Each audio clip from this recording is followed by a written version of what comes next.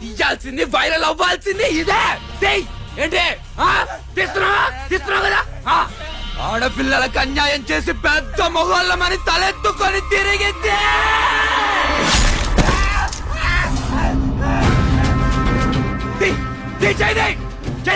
చూడరా, అనవసరమైనవి అడ్డమైనవి అన్ని చూస్తున్నారు.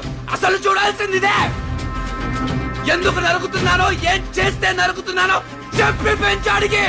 అయితే చేయకుండా అంటాడు, లేదా చేసే వాళ్ళని ఆపుతాడు.